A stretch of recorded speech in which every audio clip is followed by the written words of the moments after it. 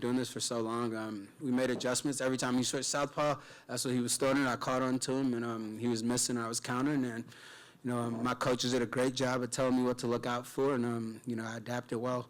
Going off of that, it seems like he came out pretty hot in round one. He threw a lot, but it didn't seem like he was connecting with a whole lot. So is it fair to say that it's pretty much what you game planned for? Yeah, absolutely. He, yesterday, the weigh-ins, he made it very known. He was talking a lot of shit, trying to say I was the nervous one, and he put a lot of pressure on himself tonight, and that's exactly what I was expecting, him to come out all hot and, try to get me out of there early and try to establish some dominance, and I just let him wear himself out a little bit, and then as the fight went on, I took over.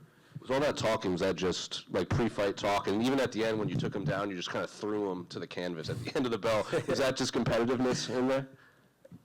Yeah, a little bit of competitive and a little bit of me trying to bitch him a little bit, hey, the fight's over, I won, all that shit you were talking, it's out of the window now. You can try to talk yourself into fights, and you just can't do it. I've been doing this for way too long. It doesn't affect me. I'm a professional. I know that I need to go in there and get the job done, and he'll learn a lot from this.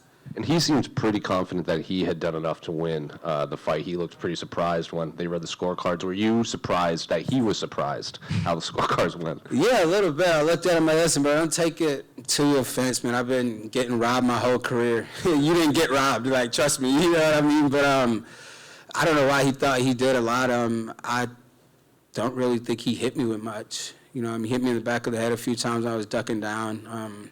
His kicks were getting blocked. He was missing a lot, and he's a very spazzy guy, but he's very explosive, and I had to be careful tonight. And finally, unrelated to this fight, I have to ask you, this is your first fight since Anthony Johnson passed away. I know you trained with him for so long. So what were your memories with him, and what did you feel when you heard the news, and where were you? Yeah, man, I knew everything was coming here and get me emotional up here now. I love him, bro. I still love him today. Teammates, brothers, good friends, we're roommates, and I had to go out there and win for him. You know what I mean? And it's just to see a guy lose his life at 38, going through the things he went through over the last year, it was just hard to watch and hard to see, especially a guy like that. I know we say it a lot when it happens to people, but he didn't deserve that. And I know a lot of people that have that condition, they don't deserve it. I guess it's just the cards were dealt in life, and it's good to see he's not suffering the way I watched it, if that's the silver lining you can take out of that. But he's just an incredible person, incredible human being, and he'll always be in my heart when I'm in there.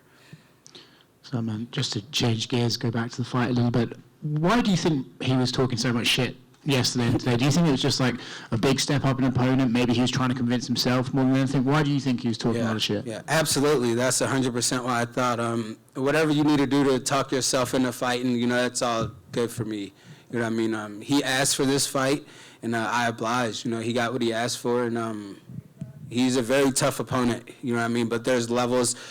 I think I'm on a different level than he is. It showed tonight, and he still has a lot to grow, but like I said earlier, he'll learn a lot from this.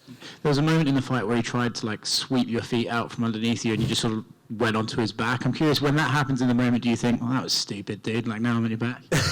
Absolutely. I probably bit my lip not to laugh about it. What the fuck are you doing?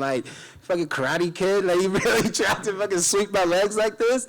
But you know what it showed? It showed desperation. Nothing was working for him. His kicks weren't landing. His punches were missing, and he had to try something out of the norm. And, we've been doing this for so long. I see everything coming, and I saw that from a mile away. Thank you. How you doing? You seem to have one of the hottest crowd reactions of the night. How does that affect you throughout the course of the fight, and what was your reaction to hearing the crowd? I love it. That love right there shows me that I still belong in the UFC at the top of this division, regardless of where I am. I'm always going to give a show. Like I said earlier, this is my promotion. I've been here for 13 years. I'm not slowing down. I'm not stopping. I'm going to keep on fighting the best of the best and challenge myself day in, day out, and just get it how it comes. Like I said, I want to be back up there with Dustin and Justin and, all these guys up here fighting for this big money. And, I deserve those spots, and I'll work my way back up to it. And follow up, it seems that he was doing a lot of showboating in there. Is that something that you were prepared for and in the course of training? Yeah, not in the course of training, just from watching his fights. He's a cocky fighter, but he's young, he's aggressive. I was like that earlier, in my career. And me being a veteran and him being, where he is, I knew it was going to come. So I just let him talk himself out. He can talk all he wants, but, you got to fight. If you talk and don't back it up, that's where it comes. Thank you. First of all, congratulations on the victory.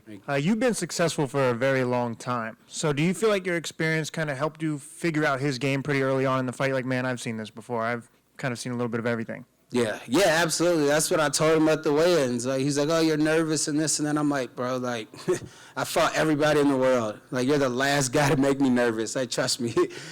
So I just went in there, took my time, let him miss, counter when I needed to counter, scored when I needed to score, and defended every one of his takedowns. Like I said, me and Greg Jones, worked a lot, and he really put in my head that, this, not disrespecting the UK guys and everybody, but, his wrestling's not good enough. He just started wrestling. I've been wrestling, and, it showed. Congratulations. Thank you. Thank you. Mike. What'd you say to him after the fight? Was it respect thing, or did you squash the beef? It was a little bit of a respect thing. I might have called him a bitch after I slammed him, but you have to rewatch that. But, it's one of those things. Like I said, I grabbed him at the end because he thought he was like, oh, he got robbed. And I'm like, listen, bro, like, you're fucking tough. Keep doing this. I've been on the bad end of bad decisions, but this wasn't one of them. So just like I said, he'll learn a lot from this. And I'm glad to have shared the cage with such a tough competitor because he really is. And if that shows you, I don't stray away from anybody. I'll fight the young up-and-comers. I'll fight the guys that are tough. I'll do whatever I need to do to prove myself and to the UFC that I still belong here and I deserve these big shots. This being said, you had the best sprawls in MMA after the first shot. Yeah. So did you see his emotions change after the first attempt? Oh, yeah, absolutely. But I looked it right in his eyes, and, you shoot two of them, and then you don't shoot another one until the end of the second or the third. That's how you know you got him. And, like I said, that's my game plan, man. Fast feet, heavy hips, circle off, keep moving. We work that day in, day out, so muscle memory. Congrats. Thank you. Just one more over here. You look just great performance, and everything was measured, sharp. What would you rank this performance just throughout your UFC career? Thank you. I would rank it among one of my best performances all around. I stayed composed. I didn't, overpunch myself. I took what he was giving me, and, like I said, I didn't lose my composure in there. He's very hard to hit in his face. He's got very good head movement and very good defense up top. So, me and my guy, Jason Straub, made sure to stay on the body, and keep moving. Not bloating, but I got some of the best hands in the UFC and all around. So I'm willing to challenge any of these boxers that want to come over and fight an MMA guy. I'll go jump in the ring with everybody, and I don't have to wrestle in boxing. So, hopefully down the road, one of those will come along. Yeah, for sure. The hands look heavy, sharp. And I think your discipline, it seemed like, was throwing him off because and that's why he threw the crazy thing at the end where he rolled forward and kind of kicked you on your back. So, yeah, man, congrats. And definitely the discipline was just amazing. Yeah, thank you. Really appreciate it. So when you hear Dustin say he has the best boxing in MMA, you're like, hey, wait a minute. Dustin said that? People have brought it up. I knocked him out a while ago, but he still must be a little delirious if he got the best boxing. I mean, when he fights guys that just throw wild shots, and Dustin's boxing is very clean. Like, don't get me wrong, but I think he's one of the better boxers in the division and the UFC around. But me, nah, he's not better than me. I think I got the best boxing in all of UFC.